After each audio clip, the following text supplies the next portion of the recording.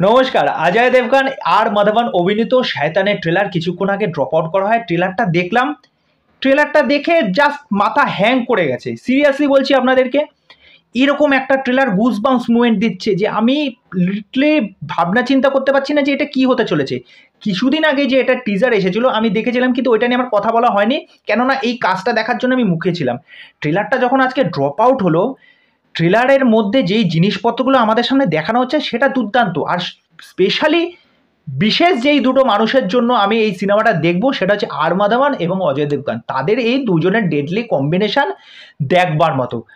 আর মাধবনের মতো একজন পারফর্মার, সে যখন স্ক্রিনে আসে জাস্ট আগুন লাগিয়ে দেয়, আর তিনি খুব বাছাই করে কাজ করেন। তা এখানে ট্রেলারে যে গল্পটা আমাদেরকে প্রেজেন্ট করা হচ্ছে, স্পেশালি আরেকটা জিনিস বলে রাখি, এটি একটি গুজরাটি সিনেমার কিন্তু রিমেক হতে চলেছে। এবার কেউ তো গুজরাটি সিনেমা সেরকমভাবে দেখে না, অন্যান্য ধরুন সাউথের সিনেমা বা হিন্দি সিনেমা যেরকম মানুষ দেখে থাকে, গুজরাটি সিনেমা কয়জন মানুষ দেখবে বা ভাষা কয়জন বুঝবে। তা যাই হোক, তা গল্পে যা এখানে দেখানো হচ্ছে ট্রেলারে, যে আর মাধবন হচ্ছেন একজন অপরিচিত ব্যক্তি। একদিন তার ফোনের চার্জ ফুরিয়ে যায় এবং সে অজয় দেবগন এবং তার স্ত্রী এর বাড়িতে এসে উপস্থিত হয় এবং সে বলে যে আমি ফোনটা চার্জ দিয়ে আমি বেরিয়ে যাব। এরপর অদ্ভুতভাবে যখন তাকে বলা হয় বেরিয়ে যাওয়ার জন্য, কিন্তু তার মেয়ে তাকে বেরোতে দেয় না। এবার মেয়ে কেন এর বেরোতে দেয় না, তার পেছনে কারণ কি? তখন আর মাধবন বলেন, আপনি আমাকে বের করতে পারবেন না, কেননা আপনার মেয়ে আমার বশীকরণের মধ্যে আছে, আমি হচ্ছি ওর ভগবান। সত্যি কথা বলছি, তারপরে ওই মেয়েটার অ্যাক্টিভিটিগুলো একের পর এক যেগুলো আমরা দেখতে পাই, সেইগুলো নেক্সট লেভেলের। এখানে ফার্স্ট পজিটিভ পয়েন্ট যেটা প্রথমে বলি সেটা হচ্ছে আর মাধবন তাকে যেরকম লাগছে, সে যখন ডায়লগগুলো দিচ্ছে তাকে যেরকম দেখতে লাগছে, খতরনাক লাগছে।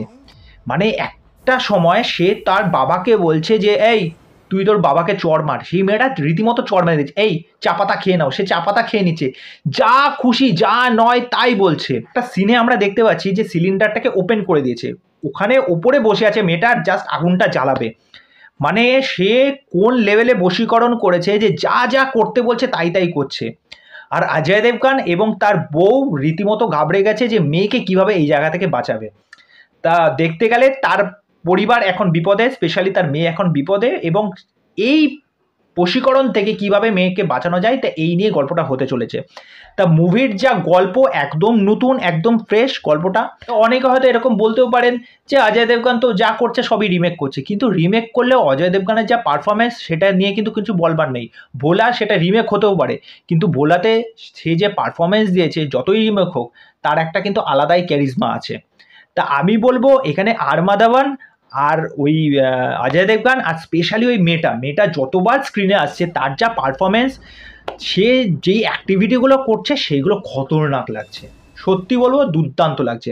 এই সিনেমাটা দেখার জন্য এক্সাইটমেন্ট মানে কি বলবো দ্বিগুণ বেড়ে গেল।